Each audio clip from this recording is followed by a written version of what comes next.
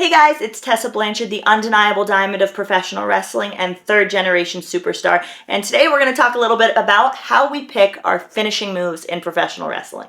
Your finisher move is kind of like your signature, it's your staple, it's something that people are going to associate with you when they think about you.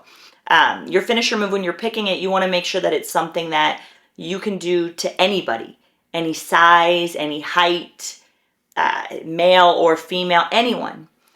So that's a lot of food for thought when you're picking your finisher. Me personally, it's a hammerlock DDT, but I call it the buzzsaw DDT.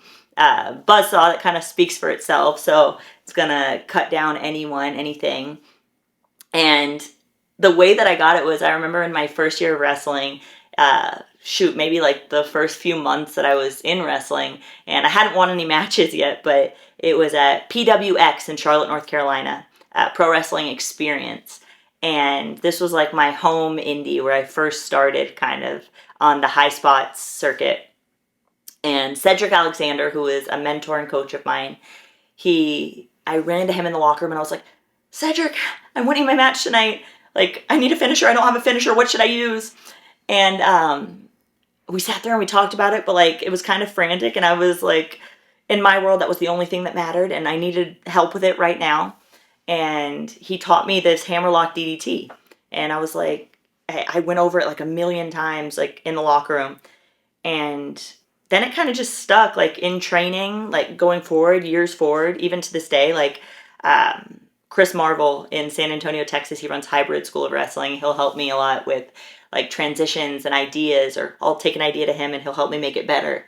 But my hammerlock DDT, I wanted to learn every reversal in and out of it. I wanted to learn different ways into it, transitions, and I wanted to know this move like the back of my hand. And I feel like your finisher move should be that way. You should know that move like the back of your hand. Any reversal out there, any transition into it, out of it, like get to know that move because that is your finisher. So how you come up with it could be a move that you enjoy doing, a move that's significant to you, or if you're a legacy, maybe it was like in Mexico, in Lucha Libre, legacies are a huge thing. Like Lucha Libre is culture, and there's a lot of wrestlers who will adopt their father's or their grandfather's move, and I've seen that a lot over in Mexico. So I think what makes a good finisher is something that you can do to absolutely anybody, male or female, no matter how tall, how short, how big, how small, something that you could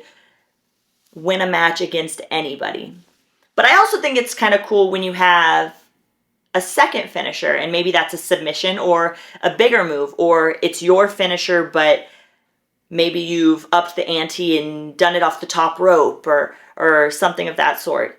And my second finisher is called the Magnum, and I named it after my stepfather, Magnum TA.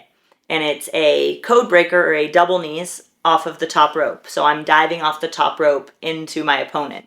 And I typically use this for bigger matches. It's a more high-risk maneuver because it's off the top rope, because I'm diving my body so far across the ring. And maybe if I had been in a long program with someone and they know my hammerlock DDT because of all the matches that we had, and they've had so many reversals out of it, I might have to use my second finisher, my bigger move. And especially in those long programs where you get to know each other's movesets pretty well, or maybe they've kicked out of a move that historically they may not have, that second finisher may come in handy. And you know, some people, they like to jump to the submission. Some people like the good 1, 2, 3. But I think having those moves and having them be something that you could do to anybody is probably one of the more important things to have in your arsenal.